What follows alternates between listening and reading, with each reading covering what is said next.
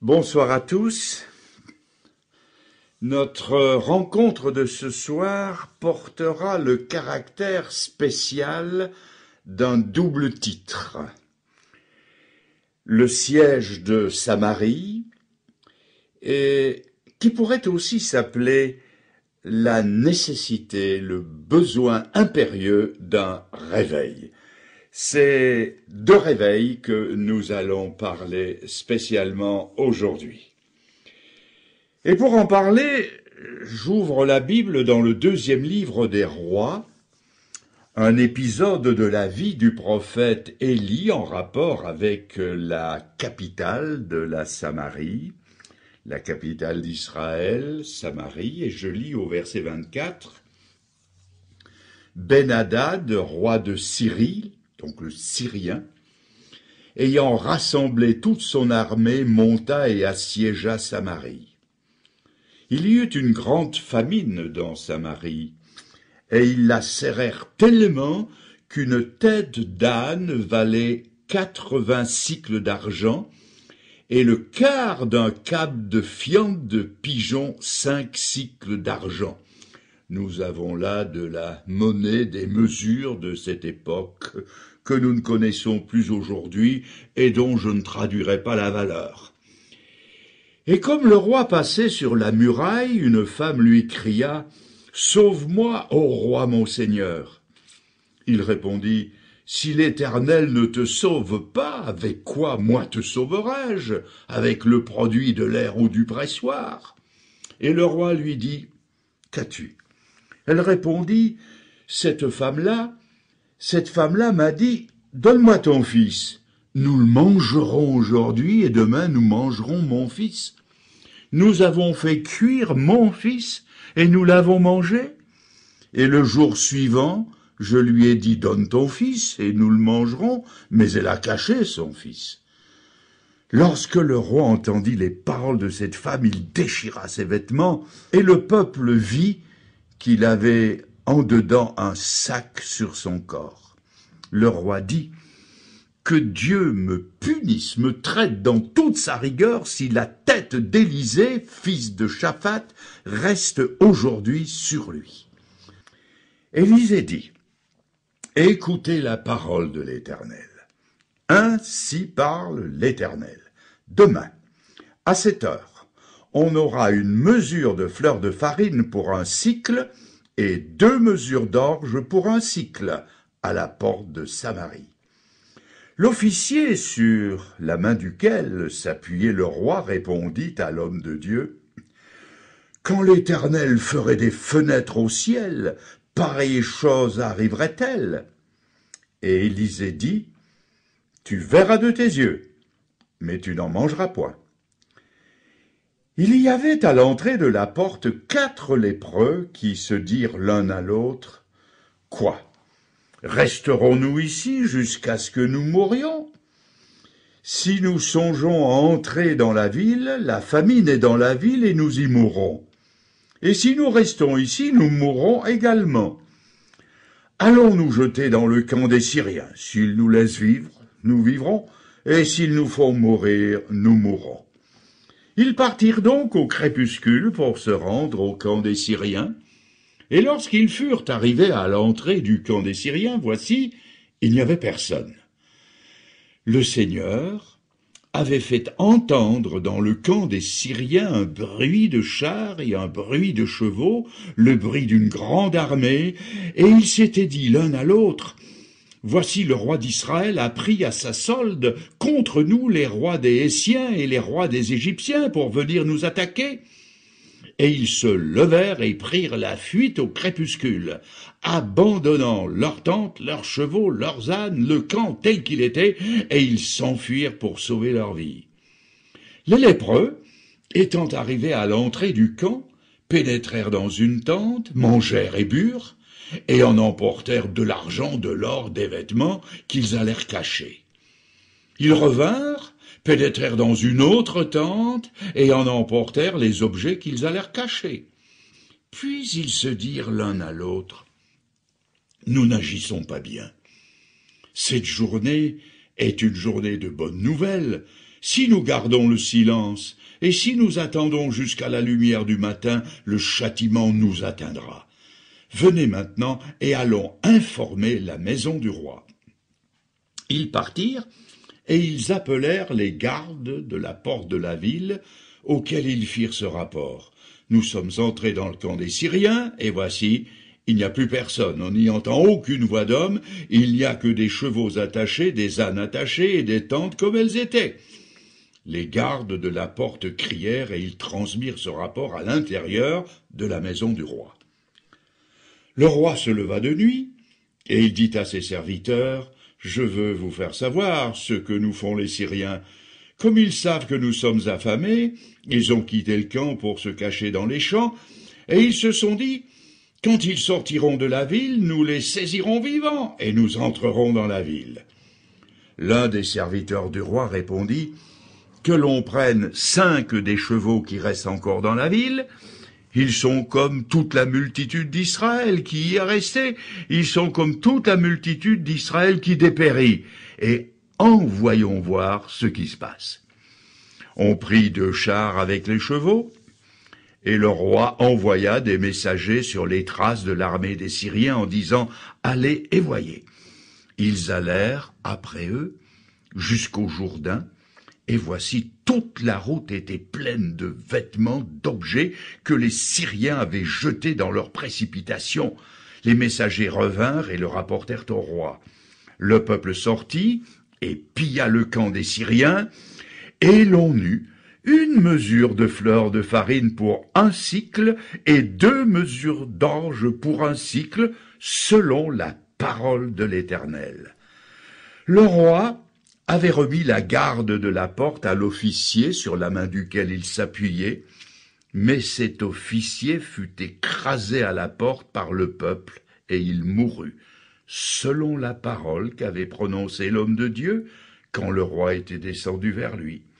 L'homme de Dieu avait dit alors au roi, « On aura 2 mesures d'orge pour 1 sicle, 1 mesure de fleur de farine pour 1 sicle, demain à 7 heures à la porte de Samarie. » Et l'officier avait répondu, « Quand l'Éternel ferait des fenêtres au ciel, pareille chose arriverait-elle » Et Élisée avait dit, « Tu le verras de tes yeux, mais tu n'en mangeras point. » C'est en effet ce qui lui arriva. Il fut écrasé à la porte par le peuple, et il mourut. La nécessité d'un réveil. Dans la parole de Dieu, ou plutôt Dieu dans sa parole, a donné des principes, des préceptes valables en tout temps. Lorsqu'il parlait à Moïse, il lui a dit, en résumé, « Si vous obéissez, je vous bénirai. Si vous recherchez ma face, je vous multiplierai mes bénédictions. Si vous vous détournez de moi, je me détournerai de vous, et je vous livrerai entre les mains de vos ennemis. » Ce que Dieu dit à Moïse devait se vérifier exact pendant toute l'histoire d'Israël, et ces principes restent de saison pour son Église, qui est maintenant le témoignage de Dieu sur la terre. Parlant à l'assemblée d'Éphèse dans Apocalypse 2, le Seigneur dit « Repens-toi et fais les premières œuvres, autrement je viendrai à toi et j'ôterai ta lampe de son lieu, à moins que tu ne te repentes. » À l'église de Pergame, il dit « Repens-toi donc, autrement je viendrai à toi promptement, et je te combattrai avec l'épée de ma bouche. » À celle de Thyatire, il dit « Je ferai mourir de mort tes enfants, et je rendrai à chacun selon ses œuvres. » À l'assemblée de Sardes, il dit « Si donc tu ne veilles pas, je viendrai sur toi comme un voleur. » À celle de Philadelphie, « Tiens ferme ce que tu as, afin que personne ne prenne ta couronne. » Et à Laodicée, « Parce que tu dis « Je suis riche, je n'ai besoin de rien », je vais te vomir de ma bouche. » Le résumé de tout ceci, c'est que le salaire du péché, c'est la mort. C'était vrai pour Samarie, la capitale d'Israël, qui était acculée à la ruine à cause de ses péchés. Il se détournait de Dieu, et Dieu allait se détourner d'eux. La confusion la plus extrême régnait à Samarie, comme elle règne aujourd'hui dans certains secteurs de l'Église de Jésus-Christ, pour ne pas dire dans l'Église tout entière. Seul un réveil, un retour à Dieu pouvait rétablir une situation fortement compromise. Israël avait dominé les nations d'alentour. Dieu avait été avec eux depuis leur sortie d'Égypte et leur influence se faisait sentir jusqu'au bout du monde civilisé, surtout sous les règnes de Salomon et de David. Mais à cause de leurs péchés, la situation s'était renversée. C'étaient eux maintenant qui devaient subir la loi de leurs adversaires. À quoi peut-on reconnaître que le peuple de Dieu a besoin d'un réveil ? Lorsque l'Église cesse d'influencer le monde, mais que le monde influence l'Église, il est alors de la plus grande urgence de se repentir individuellement, collectivement et de revenir à Dieu. Je traite de ce sujet capital ce soir, après mûre réflexion, à la demande de certains membres de l'Assemblée, et parce que je suis persuadé, comme bon nombre présents ici, que l'Église n'influence plus le monde, mais qu'elle est influencée par lui. Frères et sœurs, nous sommes à la croisée des chemins. De deux choses l'une, où nous vivrons un réveil spirituel, où le Seigneur, comme il le fit pour Laodicée, nous vomira de sa bouche. Je veux que vous voyiez le tragique de la situation à Samarie, situation qui a un parallèle avec celle d'aujourd'hui.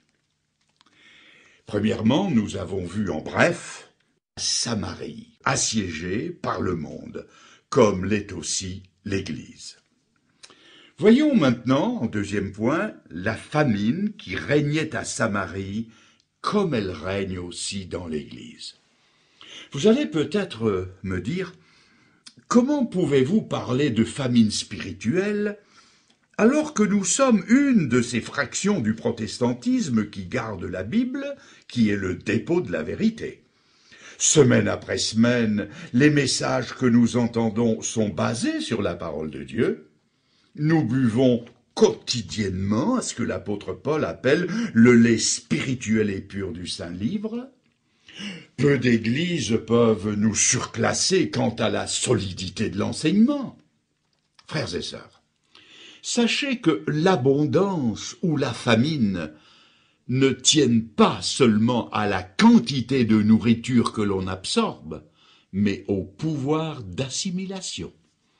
Le prophète Michée, dans son chapitre 6, avait dit à Israël « Tu mangeras, et tu ne seras pas rassasié, et ton ventre restera vide. » Nous pouvons être gavés jusqu'à plus fin de connaissances bibliques, mais à quoi bon si nous ne les assimilons pas? On peut mourir de faim avec l'estomac plein.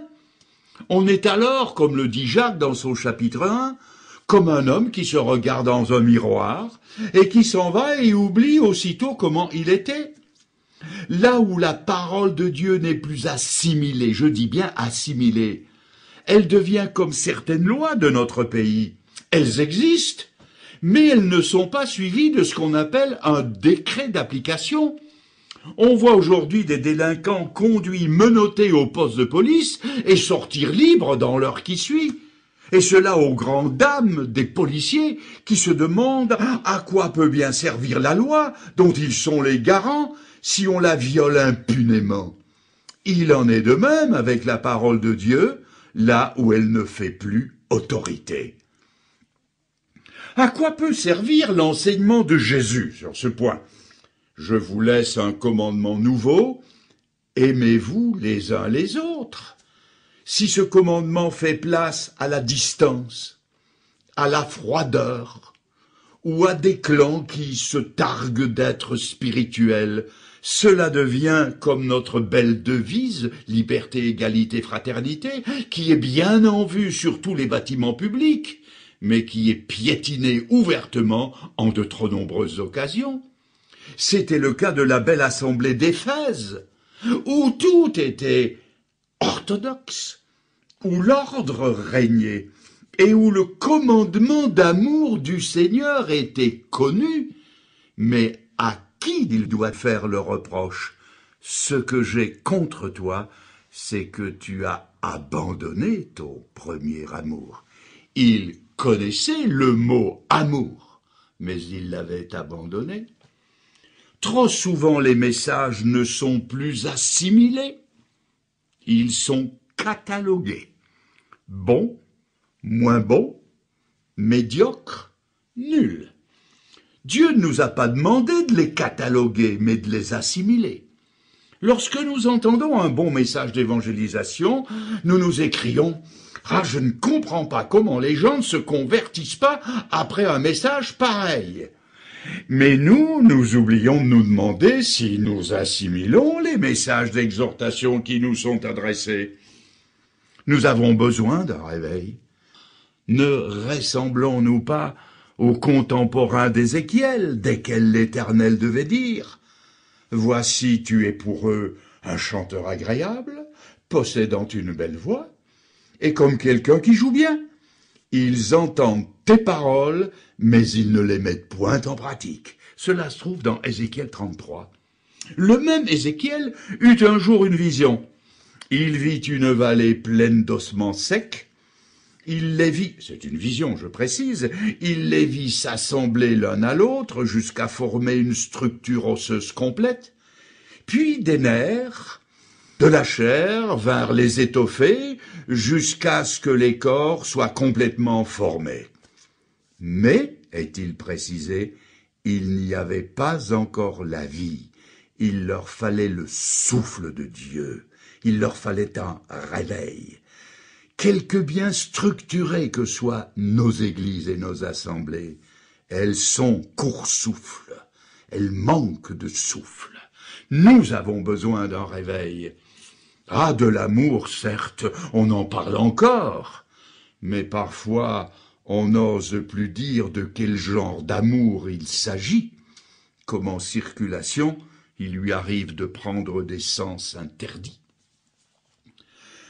Troisièmement, au verset 26 de notre texte, on voit le roi passer sur la muraille. Des femmes viennent dire au roi que, pressées par la terrible famine, elles avaient mangé le fruit de leurs entrailles. Ils se mangeaient entre eux. Quand vous voyez des membres d'une congrégation s'entre-déchirer, vous pouvez dire que cette église a besoin d'un réveil. Que disait l'apôtre Paul aux Galates au chapitre 5 ? « Si vous vous mordez, et si vous vous dévorez les uns les autres, prenez garde que vous ne soyez consumés les uns par les autres. » L'ennemi était là en face, c'est lui qu'ils devaient combattre, mais leur péché les avait laissés tellement sans force que la seule capacité qu'il leur restait, c'était de se manger l'un l'autre. Un esprit de réveil mettrait fin à cela. Et nous pourrions dire avec le général Booth, le fondateur de l'armée du salut, il disait ceci, « Je suis tellement occupé à combattre les ennemis du Seigneur que je n'ai pas le temps de me disputer avec ses amis. » Quatrièmement, au verset 30, le roi, est-il écrit, déchira ses vêtements, alors que la Bible dit « déchirez vos cœurs » et non vos vêtements. La Bible dit encore en 2 Corinthiens 7 que la tristesse selon Dieu, je dis bien selon Dieu, produit une repentance à salut dont on ne se repent jamais. Mais la tristesse du monde, celle du monde, produit la mort. Cette tristesse-là, celle du monde, conduit à faire du spectacle comme déchirer ses vêtements publiquement. Dieu ne lui accorde aucune valeur.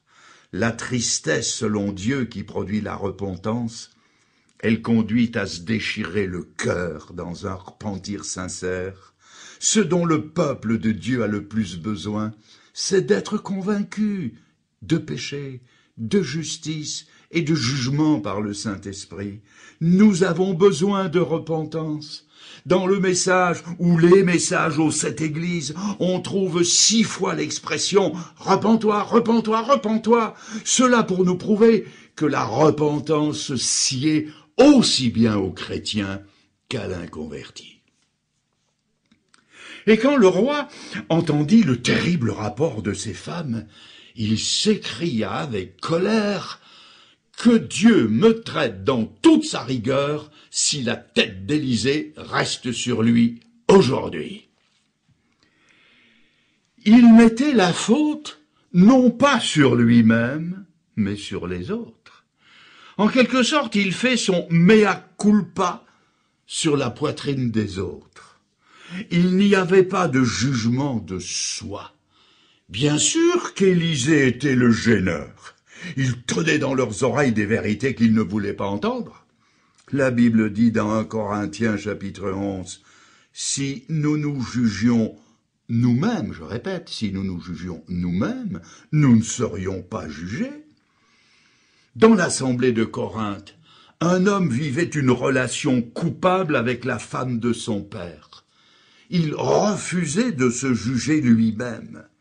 Et l'apôtre Paul, ayant eu connaissance de la chose et revêtu de son autorité apostolique, enjoignit cette église de tenir un conseil au nom du Seigneur pour livrer un tel homme à Satan pour la destruction de la chair, afin que l'esprit soit sauvé au jour du jugement, au jour du Seigneur. Voici donc un homme qui vivait dans le péché et une assemblée qui, sachant ces choses, se croisait les bras et se pavanait d'aise au milieu de ses dons spirituels. Et Paul dit, « Très bien, livrez-le à Satan et que celui-ci le frappe. » Dans la seconde épître, nous trouvons que cet homme fut amené à se juger lui-même et il fut réintégré dans la communion fraternelle. Se juger soi-même veut dire que nous devons confesser nos péchés dès que nous en prenons connaissance de les avoir commis, et ne pas attendre que Dieu nous châtie. Jugeons-nous quand nous péchons, confessons notre péché, renonçons-y, ou alors nous courons le risque d'être châtiés par le Seigneur. Le roi continua par ces paroles, « Si la tête d'Élysée reste sur ses épaules aujourd'hui. » Le roi parlait de Dieu, mais il ne parlait pas à Dieu.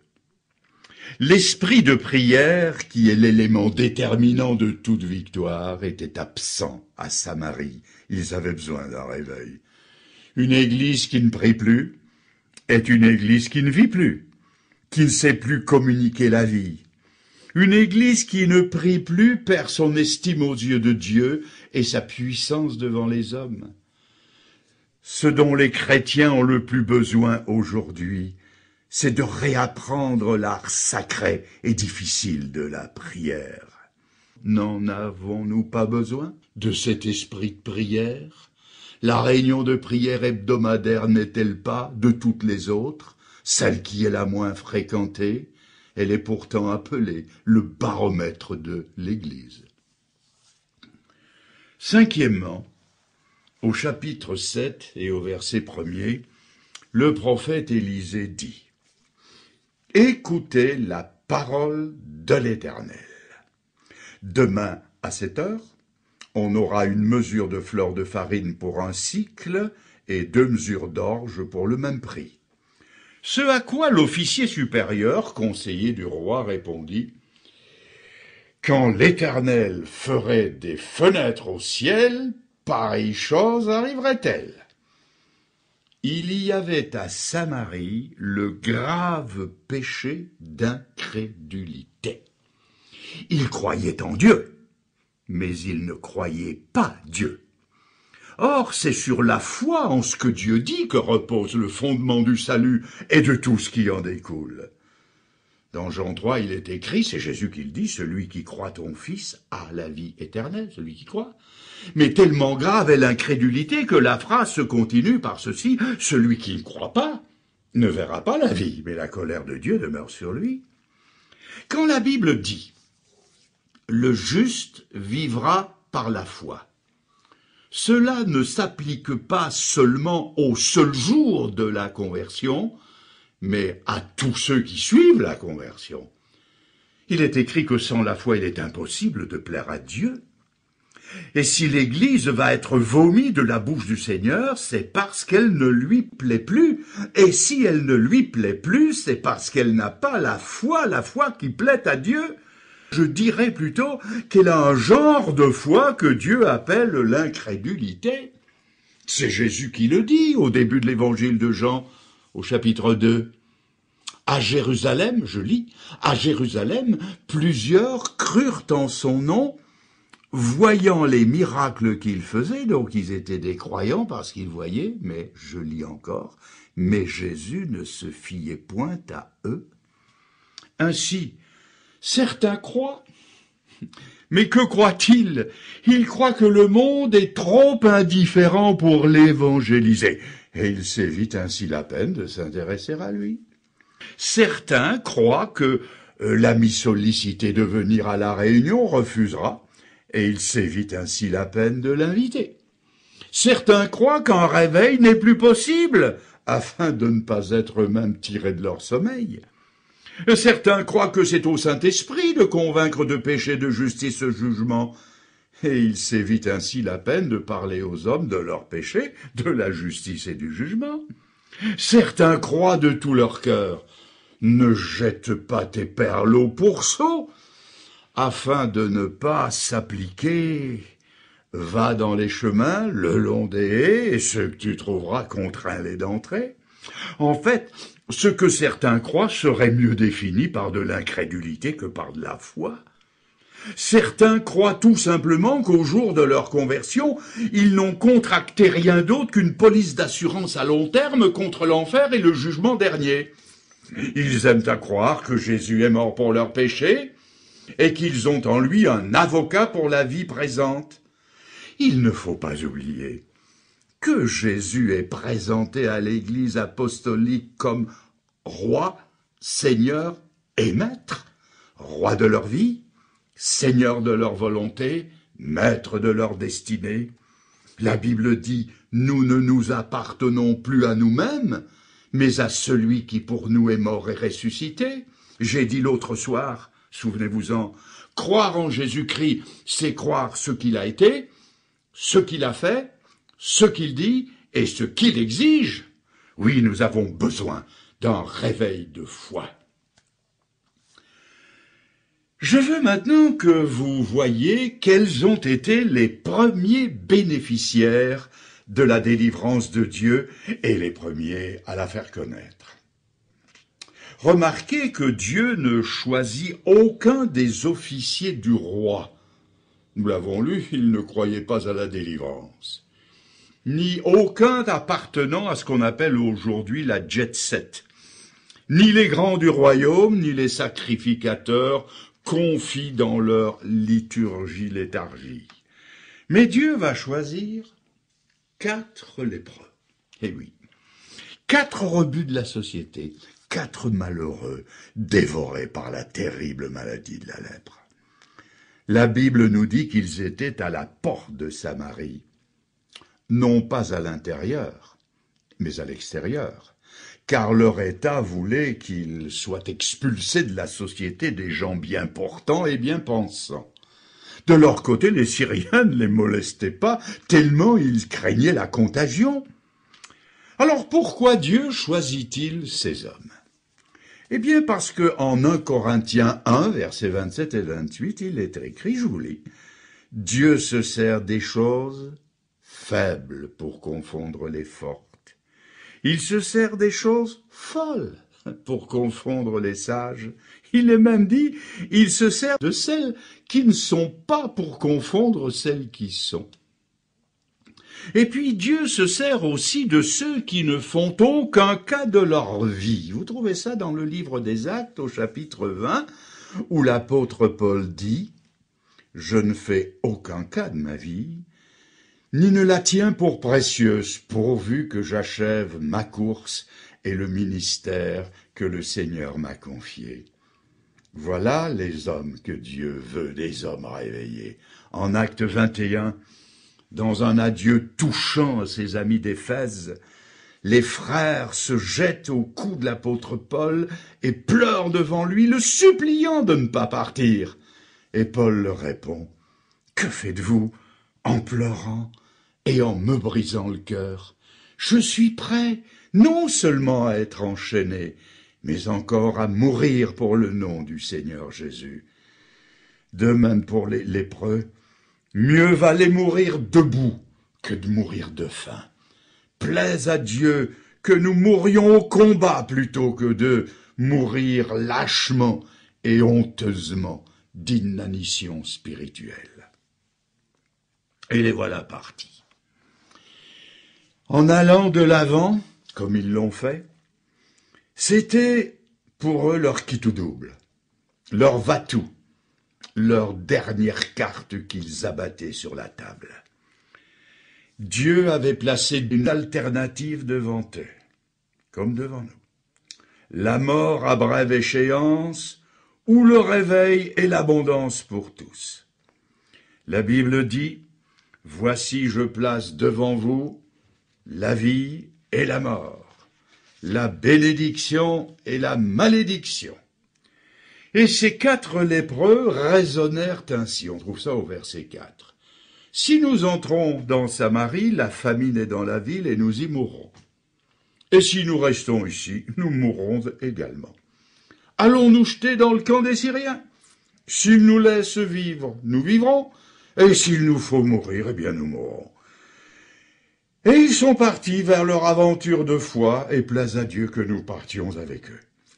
Voyez-les cheminer au pied des remparts, puis descendre dans la plaine, l'œil aux aguets, l'oreille tendue. À tout moment, ils peuvent entendre le qui-vive de la sentinelle.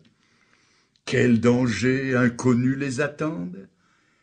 Ils ignoraient que Dieu les avait précédés, que le chemin était ouvert et qu'ils n'avaient plus qu'à s'y engager. La délivrance était venue de l'Éternel. Il ne leur restait plus rien à faire sinon à prendre possession de ce que Dieu avait préparé pour eux. Ils trouvent le camp vidé de leurs adversaires. Sans un seul coup d'épée, ils s'étaient enfuis en abandonnant toute leur richesse et leurs provisions. Et les lépreux n'ont plus eu qu'à puiser. Jamais dans leur vie ils ne firent aussi bonne chère qu'en ce jour de réveil. Leurs espérances les plus utopiques étaient dépassées, tout comme nos espoirs les plus chers seront dépassés le jour où Dieu nous visitera. Mais ces lépreux prennent tout à coup conscience qu'ils ne font pas bien. Que deviennent à Samarie leurs frères qui sont sur le point de mourir de faim, alors qu'il n'y a qu'à sortir, puiser et prendre? Pourquoi n'irait-il pas leur dire que l'heure du réveil avait sonné? Pourquoi n'irait-il pas leur dire « C'en est assez, mes frères, affermissez les mains lassées, relevez les cœurs abattus, soutenez les genoux défaillants » On trouve ça dans Ésaïe 35 et dans Hébreux 12. L'Éternel a ouvert les écluses des cieux. Pourquoi mourriez-vous de faim au sein de l'abondance? Jésus a dit, si deux seulement, si 2 se mettent d'accord pour demander une chose, elle leur sera accordée. Alors ces hommes se mettent d'accord sur une chose, et avec eux, la délivrance s'en va vers Samarie. N'y a-t-il pas ici 2 personnes, ou 4, ou plus, qui voudraient se mettre d'accord pour intercéder auprès de Dieu en faveur d'un réveil et ensuite de le communiquer à d'autres? Le Seigneur veut vous choisir, vous en particulier pour être le bénéficiaire et le moyen de communication de ce réveil. Voulez-vous tenter l'aventure par la foi? Je ne me prends pas pour Élisée le prophète, non. Mon ambition se limite à être un de ces lépreux et à leur ressembler. Je vous ai apporté ce soir un avant-goût des richesses du ciel dont Dieu m'a parlé dans le secret de l'étude de sa parole et de la communion avec lui. Il manque un deuxième, pour se mettre d'accord sur la demande à formuler. Qu'en pensez-vous, si chacun ici voulait être ce deuxième? Pensez à ce qu'il en résulterait dans nos églises et assemblées si, pour reprendre les termes de l'officier incrédule, le Seigneur faisait des fenêtres au ciel. Comme tout serait changé. Que d'abondance d'actions de grâce au culte, au lieu de longs silences pesants. Et quelle fraîcheur dans les accents d'adoration. Quel amour renouvelé pour la lecture et l'étude de la Bible. Que d'élan dans l'expression de nos cantiques. Que d'assiduité dans les réunions régulières de l'Assemblée. Nombreux seraient alors ceux qui diraient avec le psalmiste « Je suis heureux quand on me dit « Montons à la maison de l'Éternel ». Que de victoires alors remportées sur le péché, que de plans élaborés en vue de l'évangélisation à court ou à long terme pour le salut des perdus. Quel renouveau dans la prière et quelle audace dans les demandes! Quelle manifestation ouverte de l'amour fraternel! Quelle reconnaissance au quotidien des bienfaits de Dieu, comme David qui s'exhortait par ces mots « Mon âme, bénis l'Éternel et n'oublie aucun de ses bienfaits ». Je termine, mes amis, mes frères et sœurs, je termine cette soirée par les paroles de ce cantique bien connu qui monte à Dieu comme une prière ardente. Et vous le connaissez peut-être. Ah, donne à mon âme plus de sainteté, plus d'ardentes flammes de sérénité, plus de confiance pour rester debout, plus de patience pour supporter tout. Forme à ton service des cœurs plus joyeux, prompts au sacrifice, toujours sous tes yeux, qui chantent, qui tremblent, remplis de ferveur, des cœurs qui ressemblent au tien, cher Sauveur. Nous nous recueillons juste quelques instants. Seigneur, c'est à toi maintenant que nous adressons quelques paroles finales. Imprime les vérités de ta parole dans notre cœur à chacun. Seigneur, donne-nous de cesser de nous contenter de la médiocrité et de désirer un renouveau de vie, un réveil de spiritualité dans nos églises, dans mon assemblée, dans mon propre cœur, chez les miens, chez ceux que nous aimons.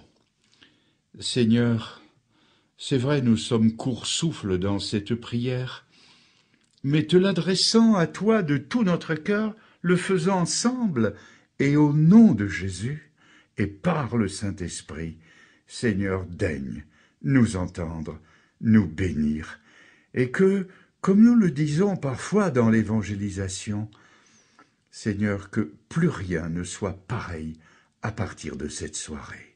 Nous te le demandons au nom de Jésus, ton Fils, notre Sauveur. Amen, Seigneur.